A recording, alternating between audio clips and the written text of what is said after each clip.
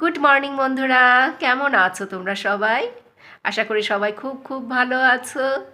আজকে হলো বৃহস্পতিবার আর এখন সকাল 11:15 বাজে।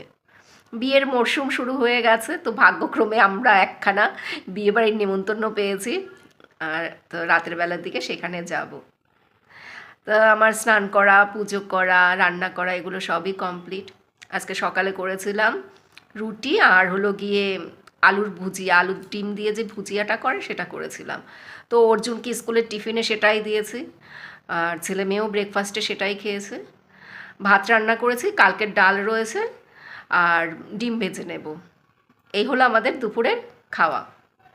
দুপুরবেলা আমাদের একটা বৈষ্ণব সেবার নিমন্ত্রণ আছে, কিন্তু সেখানে মনে হয় যাওয়া হবে না। আমার বর যাবে সেখানে, কিন্তু আমরা তিনজন যাব না, আমি, কৃপা, অর্জুন আমরা যাব না। কারণ অর্জুনের স্কুল ছুটি হয় 4টের সময়, বাড়ি আসতে আসতে সেই 4:15-20 বাজে। তারপরে ফ্রেশ হয়ে যেতে যেতে ওই ধরো 5টার মতো বাজবে। তো 5টার সময় সেখানে গিয়ে যদি প্রসাদ খাই, তারপর আবার রাতের বেলা বিয়েবাড়ি নিমন্ত্রণ রয়েছে। তো 5টার সময় ওই অবেলায় খেয়ে দিয়ে আবার রাতের বেলা বিয়েবাড়ির নিমন্ত্রণ খাওয়া একটু অসুবিধাই হয়ে যাবে। আমার সেরকম একটা অসুবিধা হয় না, আমি আর কি কৃপা অর্জুনের কথা বলছি, ওদের তো অসুবিধা হয়। তো সেই জন্য ওই বৈষ্ণব সেবায় যাওয়া হবে না। তো আমার বর যাবে, সেই সাথে যদি কৃপা যায় তো যাবে, আমি আর যাব না। আমার আবার ছেলে মেয়েকে ছাড়া কোথাও যেতে ভালো লাগে না। ওই বরের সাথে যে একা আর কি টুকটুক করে চলে যাব, ওইভাবে আমি সেরকম একটা যাই না। কোথাও গেলে আমার কৃপা অর্জুনের কথা খুব মনে পড়ে। আমার মনে হয় ওদেরকে নিয়ে যদি আমি আসতে পারতাম, ওরা যদি আমার সাথে থাকতো তাহলে ভালো হতো। যাই হোক, এই হলো ব্যাপার। আমি এখন গরম জল খাচ্ছি, কৃপাকেও 1 মগ গরম জল দিলাম, আর আমিও নিয়ে বসলাম। গরম জলটা খাই, তারপর ভিডিও এডিট করতে হবে। আর এই দেখো আমার হাতের মধ্যে অর্জুন নেল পলিশ দিয়ে কী করেছে, বলে মা আমি তোমাকে নেল এক্সটেনশন করে দেবো। কৃপা কী সব নেল ডিজাইন করেছে, তো আমার হাতে এগুলো করে দেবে। রাত্রেবেলায় হিজিমিজি এইসব করেছে, এগুলো সব রিমুভার দিয়ে আবার তুলতে হবে। এখন দুপুর 1:30-2 বাজে। বরের সাথে বিশালে আসলাম। সন্ধ্যের সময় তো বিয়ে বাড়িতে যাব, কিন্তু গিফট এখনও কেনা হয়নি। গিফটটা কেনার জন্যই এখানে আসলাম। অনেক দিন ধরেই ওকে বলছিলাম গিফটটা ধীরে সুস্থে কিনে রাখো, কিন্তু ওর সময় হচ্ছিল না। এখন তাড়াতাড়ি করে এখানে আসতেই হয়েছে। গিফট না নিয়ে তো আর বিয়েবাড়িতে যেতে পারবো না। এখান থেকে এখন একটা গিফট পছন্দ করতে হবে। আর আমার না এরকম তাড়াহুড়ো করে গিফট কিনতে একদমই ভালো লাগে না। হাতে সময় নেই, এই সময়ের মধ্যেই যে করে হোক একটা গিফট পছন্দই করতে হবে। হাতে সময় নিয়ে যদি গিফট কেনা যায়, তাহলে একটা পছন্দসই গিফটও কেনা যায়, আর চিন্তা ভাবনা করারও সময় পাওয়া যায়। বিয়ে বাড়িতে ঢোকার মুহূর্তেই গিফটটা কিনে তারপরে সেটা নিয়ে বিয়ে বাড়িতে যাব, এরকম কাজ করতে আমার একটু ভালো লাগে না। কিন্তু আমার বর আবার এগুলো করতেই পছন্দ করে। বিয়ে বাড়িতেও যখন যাবে তার আগের মুহূর্তে একটা গিফট কিনে নেবে। এইসব ছোটোখাটো ব্যাপারগুলো না মেয়েরা ভালো বোঝে, এগুলো না ছেলেরা বুঝতে চায় না। আমার বরকে আমি কয়েকদিন ধরেই বলছি যে চলো ধীরে সুস্থে গিয়ে গিফটটা কিনে নিয়ে আসি। এখনই কেনার কি আছে, বিয়ে বাড়ি তো এখনও দেরি আছে। এই করে গিফট কেনা হলো না, এখন আজকে এই তাড়াহুড়ো করে কিনতে হচ্ছে। আমরা একটা ডিনার সেট দেব, তো সেটা নিয়েই আর কি কথা বলছি। হ্যাঁ আগে দেখাও, এটা দেখি জিনিসগুলো, চামচ দেখে তো পছন্দ হচ্ছে না। কি কি আছে? সার্ভিং বোল 2টো না 3টে? খুলতে হবে না, খুলতে হবে না, এরকম একটু দেখালেই হবে। কি কি আছে একটু দেখার জন্য। এটার মধ্যে 4 পিস, আর এই চামচ দিয়ে হলো আমাদের প্লেট 8 পিস। এটার মধ্যে প্লেট 6টা প্লেট, 6টা প্লেট, একটা ট্রে,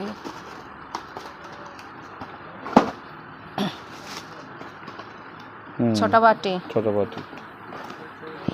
গিফট কেনা হয়ে গেছে, আর সেই সাথে নিজেদের জন্য অনেক কিছু কেনা হয়েছে।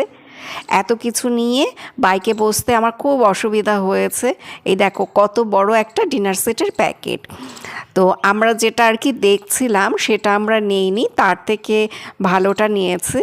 এটা সিরামিকের ডিনার সেট, আর আমরা যেটা দেখছিলাম সেটা ছিল মেলামাইনের ডিনার সেট। মেলামাইনের ডিনার সেটটা আমার একদমই পছন্দ হয়নি, সেজন্য ওটা আর আনা হয়নি। সিরামিকের একটা ডিনার সেট আনা হয়েছে। তোমাদেরকে আর দেখাতে পারলাম না ওটা একদম প্যাকিং করে দিয়েছে। এবার উপর থেকে আবার এটাকে আর কি ওই রঙিন কাগজ দিয়ে র্যাপ করতে হবে, সেই কাজটা কৃপা করবে। আর এই যে দেখো, এই কার্পেটটা আমার হাজব্যান্ড দোকানের জন্য কিনেছে। এখন ঠান্ডা পড়েছে তো, এবার ওই এমনি মেঝেতে দাঁড়িয়ে থাকতে ওদের অসুবিধা হয়, তো সেজন্য এই কার্পেটটা কেনা হয়েছে। প্রথমে আমি জানো তো বুঝতে পারিনি, আমি ভেবেছিলাম আমার হাজব্যান্ড এটা ওর নিজের বেডরুমের জন্য কিনছে। এই কার্পেটটা আমি নিজে পছন্দ করেছি, আর দামও অনেকটাই নিয়েছে। আমি ভেবেছিলাম ওর রুমের জন্য এটা নেওয়া হচ্ছে, পরে শুনি ও এটা দোকানে নিয়ে যাবে। ওকে আমি বললাম যে এটা তুমি দোকানে নিও না, আমার কাছে এরকম আরও অন্য রকমের কার্পেট রয়েছে ছোটোর মধ্যে, সেটা দোকানে নিয়ে যাও। বলে না না, আমি এটাই নেব, এটা আমি পছন্দ করে নিয়ে এসেছি, এটাই আমি দোকানে নেব। দোকানে তো অনেক লোকজন থাকে, তো ওখানে এত ভালো কার্পেট খুব বেশি দিন লাস্টিং করবে না। 2 প্যাকেট রুমাল কেনা হয়েছে। আমার হাজব্যান্ড যখনই কোনো শপিং মলে যাবে, আর কিছু কিনুক বা না কিনুক, এরকম রুমাল কিনে নিয়ে আসবে। তারপরে একটা ছোট্ট টাওয়েল কেনা হয়েছে, এটা হলো বেসিনের কাছে রাখবো। বেসিনের কাছে যে টাওয়েলগুলো রাখি সেগুলো জানো তো সব রং চটে গেছে, মানে ব্যবহার করতে করতে না নষ্ট হয়ে গেছে। তো এবার একটা ছোট দেখেই টাওয়েল নিলাম, কারণ ওখানে অত বড় টাওয়েলের প্রয়োজন হয় না, এরকম একটা ছোট থাকলেই হয়, শুধু হাত আর মুখটাই তো মোছা হয়, ওই জন্য ছোট দেখেই নিলাম। ওটার কালার আবার আমার হাজব্যান্ড পছন্দ করেছে, ওই কালারটা আমার পছন্দ ছিল না। অর্জুনের জন্য একটা হুডি নিলাম। আমরা তো 2-1 দিনের মধ্যেই ঘুরতে যাব আন্দামানে, তাই অর্জুনকে এই হুডিটা কিনে দিলাম। ওর সেরকম একটা শীতের পোশাক নেই, কারণ ওর শীতের পোশাকগুলো তো ছোট হয়ে যায়, ওই জন্য ওকে এই বছর এই হুডিটা আবার কিনে দিতে হলো। তো এই হলো গিয়ে আমাদের শপিং, মানে বিয়ের গিফট কিনতে গিয়ে নিজেদের জন্য কত কিছু কিনে নিয়ে আসলাম। এটা অনেকের সাথেই মনে হয়। আমার মতো যাদের কেনাকাটা করার বাতিক রয়েছে, তারা কখনো মার্কেটে গেলে খালি হাতে ফিরে আসতে পারবে না।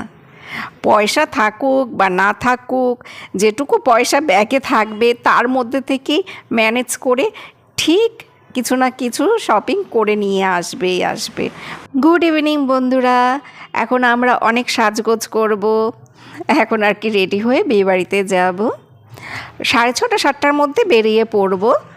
বিয়েবাড়ি তো কলকাতায়, একটু আগেই বের হতে হবে। আর কৃপাকে বললাম তাড়াতাড়ি করে সাজগোজ শুরু কর। কৃপা আবার মাথায় যে জিপসিগুলো লাগিয়েছে সেগুলো সকালবেলা বাজার থেকে গিয়ে নিজে কিনে নিয়ে এসছে। বলে মা, পাপাকে বলবো না, পাপা তাহলে আবার উল্টোপাল্টা ফুলের মালা নিয়ে আসবে, আমি নিজে গিয়ে নিয়ে আসি। এই জিপসিগুলোর দাম কিন্তু অনেক টাকাই নিয়েছে, আর আমার জন্য একটা ফুলের মালা নিয়ে এসছে।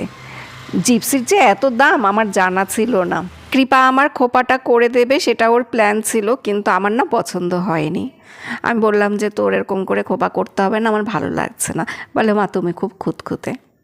তারপর আমি নিজেই নিজের চুলটা ভালো করে বেঁধে নিলাম। কৃপা সামনের দিকটা একটু ঠিকঠাক করে দিয়েছিল। আমরা দুজনেই রেডি হয়ে নিলাম।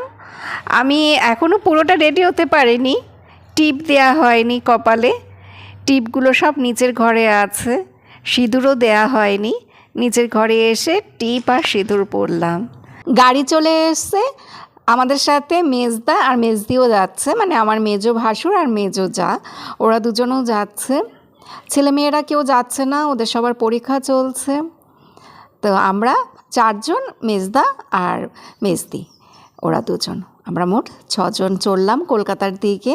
মেজদা মেজদি দুজনেই গাড়ির ভেতরে বসেছিল, গাড়ির ভেতরটা তো অন্ধকার, তাই তোমাদেরকে আর দেখাতে পারলাম না। আমরা এখন লেক টাউনের ওদিকটাতে যাচ্ছি। আর এই বিয়েটা একটা নন বেঙ্গলি বিয়ে, তো এখানে কিন্তু সব ভেজ খাওয়ানো হবে। যে ভদ্রলোকের মেয়ের বিয়ে হচ্ছে সেই ভদ্রলোকের সাথে আমার হাজব্যান্ডের বহু বছরের একটা ব্যবসায়িক সম্পর্ক রয়েছে, প্রায় ধরো 25-30 বছরের একটা সম্পর্ক। মানে আমার বিয়ের আগের থেকে আমার হাজব্যান্ডের মুখে ওনাদের নামগুলো আমি শুনতাম, নামগুলোর সাথে আমি ভীষণ পরিচিত, 1-2বার আমার সাথে দেখাও হয়েছে। যেহেতু ওনারা সবাই কলকাতায় থাকে তাই ওনাদের সাথে আমার খুব বেশি একটা দেখা হয় না। অনেক বড় ওয়েডিং ভেন্যু ভাড়া করা হয়েছে, ভীষণ সুন্দর ছিল এই জায়গাটা। আমি তো একটু অনেকটাই ভিডিও করেছি। আর ওই যে দেখো বরমশাইকে এখন আর কি শ্বশুর মশাই অনেক কিছু গিফট দিচ্ছে। ওদের মধ্যে এক রকমের নিয়ম, আমাদের মধ্যে আরেক রকমের নিয়ম। আমরা এখানে এসে অনেকক্ষণ ধরেই ঘোরাঘুরি করছি, 8:30 9টার মধ্যে আমরা এখানে চলে এসেছি, কিন্তু কনেকে এখন অবধি আমরা দেখতে পাইনি। কোণে অন্য আরেকটা ঘরে রেডি হচ্ছে, আমরা আর সেই ঘরটাতে যাইনি। ওই ঘরটাতে মেয়ে রেডি হচ্ছিল, তাছাড়া প্রচুর লোকজন ছিল ওদের নিজেদের। আমরা এখানটাতেই ছিলাম, বিয়ের আচার নিয়মগুলো দেখছিলাম, ভালোই লাগছে। আর বিহারি না জানি মারাঠি ভাষায় ওরা গান করছিল, আমি ঠিক বুঝতে পারলাম না ওরা বিহারি না মারাঠি, তবে ওদের আদি বাড়ি হলো উত্তরপ্রদেশে। বিয়ে বাড়ির মোস্ট ইম্পর্টেন্ট কাজ হলো পেট পুজো করা। আমরা এখন সেটা করার জন্যই প্রস্তুতি নিচ্ছি। ওটা করার জন্য আমরা সামনের দিকে চলে আসলাম।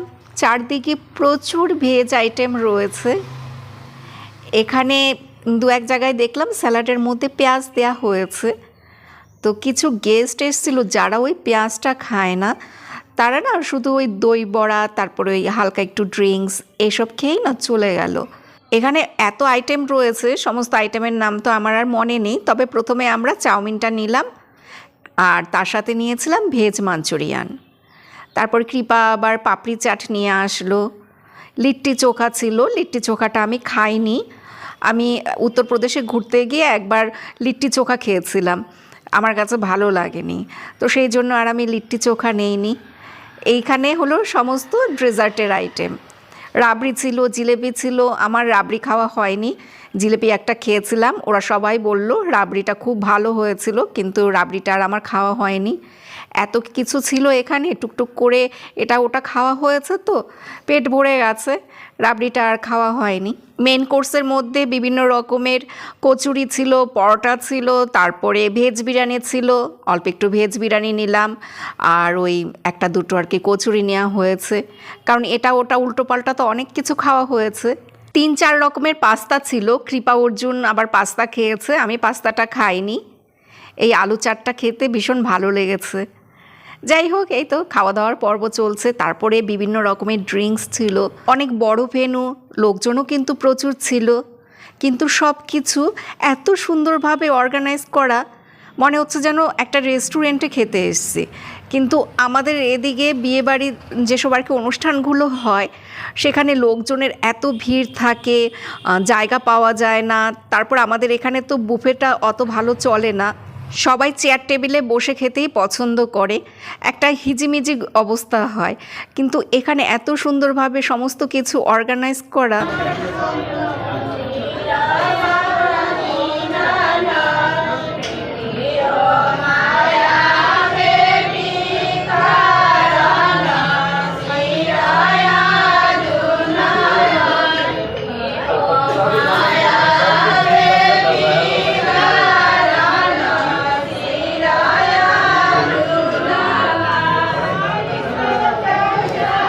আমরা এখানে ঘুরে ঘুরে এটা ওটা খাচ্ছি, এখন অবধি কোণে আসেনি, কোণে এখনও রেডি হচ্ছে।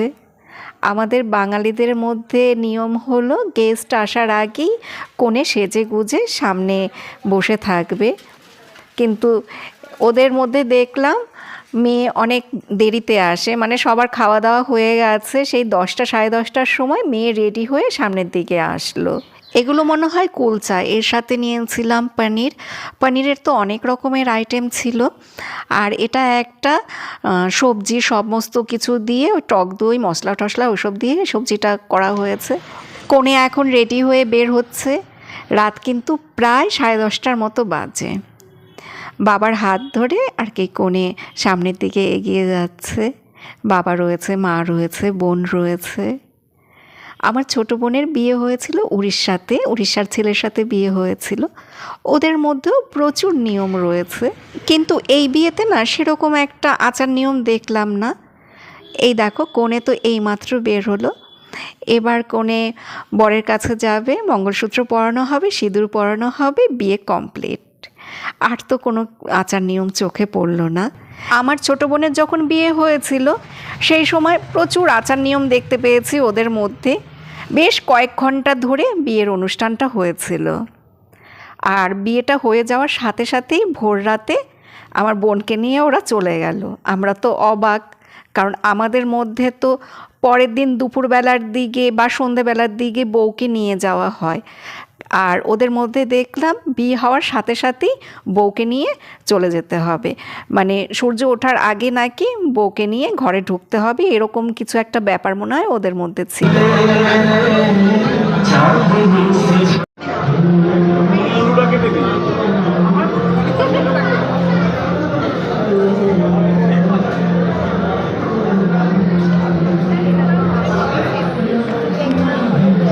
ফাইনালি তোমাদেরকে ভালো করে একটু বর আর কনেকে দেখাতে পারলাম, আমি নিজেও দেখলাম। মেজদা বলছিল তাড়াতাড়ি চলো, আমি বললাম বর আর কনেকে না দেখে তো আমি যাব না, বরকে তো দেখতে পেয়েছে কিন্তু কনেকে দেখতে পাইনি। এবার যার বিয়েতে আসলাম তাকেই যদি না দেখতে পাই তো কেমন লাগে। মেজদা বলল তোমার মনের আশা পূরণ হয়েছে। কথায় কথায় দেখো মেজদার ভিডিও করতেই মনে হয় আমি ভুলে গিয়েছি। ভিডিওটা এডিট করার সময় দেখতে পাচ্ছি মেজদা এই ভিডিওর মধ্যে কোথাও নেই। কি ভিডিও করলাম বুঝতেই পারছি না। মেজদা তো অনেক সময় আমাদের সাথে ছিল, মানে আমরা তো সবাই একসাথে এখানটাতেই ছিলাম, কিন্তু ভিডিওটা যখন এডিট করছি তখন মেজদাকে আর দেখতেই পারলাম না। যাই হোক বন্ধুরা, এই তো আমাদের পার্টি শেষ, আমরা এখন বাড়ির থেকে চলে যাচ্ছি। আর এখানেও জানো তো বিয়ের অনুষ্ঠান কমপ্লিট, মঙ্গলসূত্র পরানো হয়ে গেল, মালা বদল হলো, তারপর ওরা ফটো তুললো, আর এদিকে দেখছি সমস্ত কিছু গোছানো গাছানো কমপ্লিট। মানে 12টার মধ্যে এই ভেন্যু নাকি ছেড়ে দিতে হবে, এরকম একটা কী যেন শুনলাম। আমাদের এখানে যে বিয়েবাড়িগুলো দেখি সেখানে আবার এই ধরনের কোনো নিয়ম দেখি না যে রাতের মধ্যেই ছেড়ে দিতে হবে। আমাদের তো বাঙালিদের প্রচুর নিয়ম থাকে বিয়ের, ঘন্টার পর ঘন্টা বিয়ে হতেই থাকে, আর দেখতেও বেশ ভালো লাগে, কত রকমের কত নিয়ম, আমার তো ভীষণই ভালো লাগে। তাহলে বন্ধুরা এখনকার মতো ব্লগ শেষ করছি। বাড়িতে পৌঁছোতে প্রায় 12:30 মতো বাজলো, আর ওই দেখো আমাদের বাড়ি দেখা যাচ্ছে। তোমরা সবাই ভালো থেকো, সুস্থ থেকো, সাবধানে থেকো, আবার আগামীকাল দেখা হবে। টাটা বন্ধুরা, গুড নাইট।